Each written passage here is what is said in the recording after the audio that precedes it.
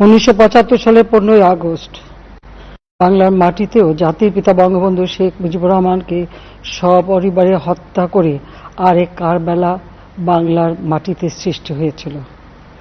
যারা শাহাদাত বরণ করেছেন আমি তাদের প্রতি শ্রদ্ধা জানাচ্ছি।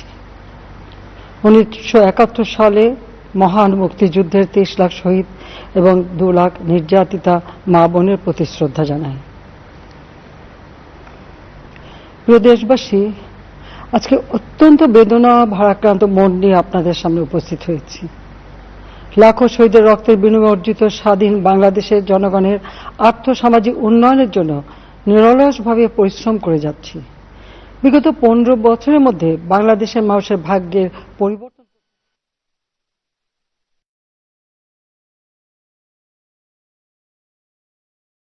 ব্যবহার এবং মানুষের মৌলিক চাহিদা পূরণ করতে অন্ন, বস্ত্র, বাসস্থান, চিকিৎসা, শিক্ষার ব্যবস্থা করে জনগণকে উন্নত জীবন দেওয়ার যাত্রা শুরু করেছি।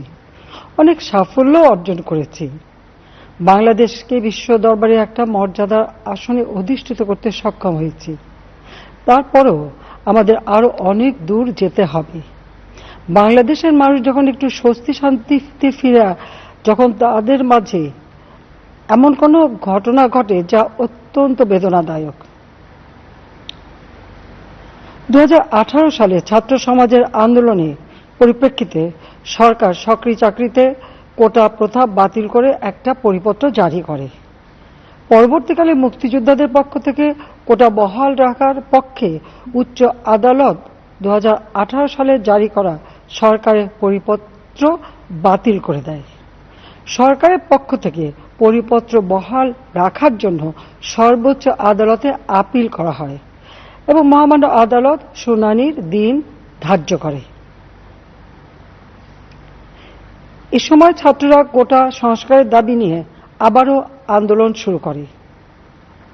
এই আন্দোলনের শুরু থেকেই সরকার যথেষ্ট ধৈর্য ও সহনশীলতা প্রদর্শন করেছে, বরং আন্দোলনকারীদের নিরাপত্তা নিশ্চিত করার ক্ষেত্রে পুলিশ সহযোগিতা করে।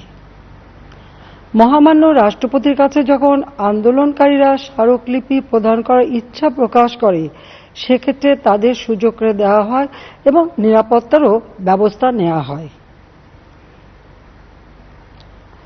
অত্যন্ত পরিতাপের বিষয় হল, কিছু মহল এই আন্দোলনের সুযোগটা নিয়ে অনাকাঙ্ক্ষিত উচ্চাবিলাস চরিতার্থ করার সুযোগ নিয়ে সন্ত্রাসী কর্মকাণ্ডে লিপ্ত হয়। এর ফলে এই কোমলমতি শিক্ষার্থীদের আন্দোলনকে ঘিরে যে সকল ঘটনা ঘটেছে তা খুবই বেদনাদায়ক ও দুঃখজনক। অহেতুক কতগুলি মূল্যবান জীবন ঝরে গেল। আপনজন হারাবার বেদনা যে কত কষ্টের তা আমার থেকে আর কে বেশি জানে। যারা মৃত্যুবরণ করেছে তাদের আত্মার মাগফিরাত কামনা করছি। পরিবারের সদস্যদের প্রতি গভীর সমবেদনা জানাচ্ছি। আমি প্রতিটি হত্যাকাণ্ডের নিন্দা জানাই। যে সকল ঘটনা ঘটেছে তা কখনোই কাম্য ছিল না। চট্টগ্রামে সন্ত্রাসীরা বহুতল ভবনের ছাদ থেকে ছাত্রদের হত্যার উদ্দেশ্যে নির্মমভাবে নিচে ছুঁড়ে ফেলে দিয়েছে। অনেক ছাত্রের হাত পায়ের রগ কেটে দেয়, তাদের উপর লাঠি পেটা ও ধারালো অস্ত্র দ্বারা আঘাত করে। একজন মৃত্যুবরণ করেছে, অনেকে মৃত্যুর সাথে পাঞ্জা লড়ছে।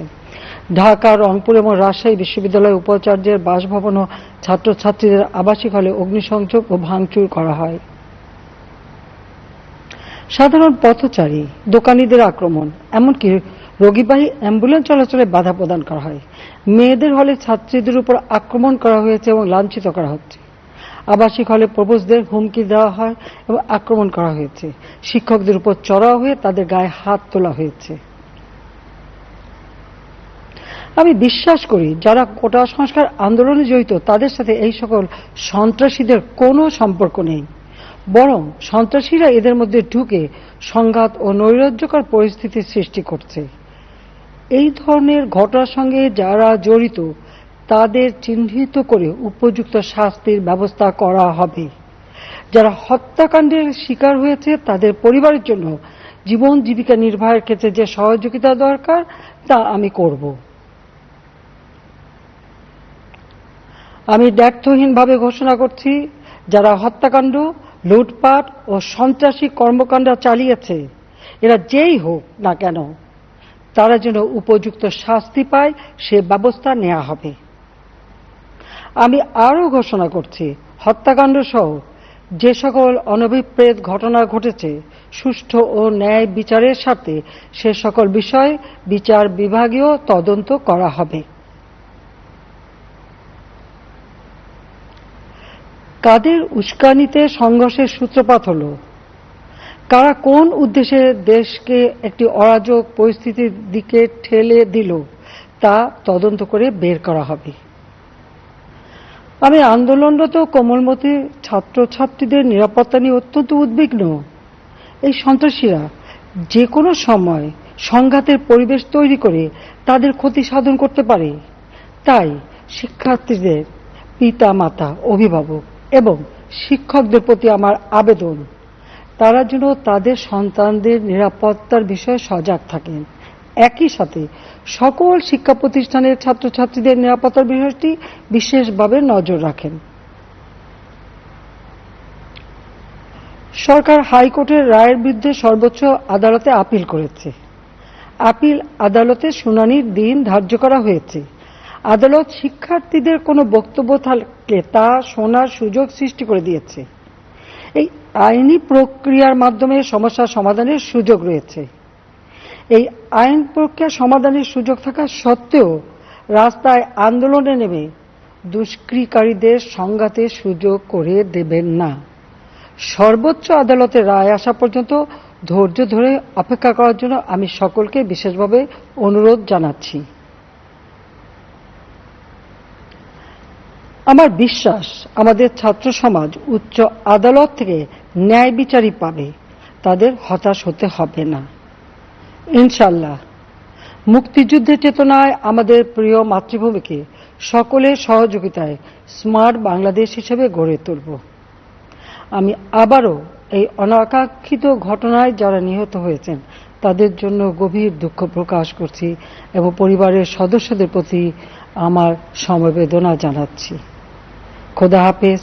জয় বাংলা, জয় বঙ্গবন্ধু। বাংলাদেশ চিরজীবী হোক।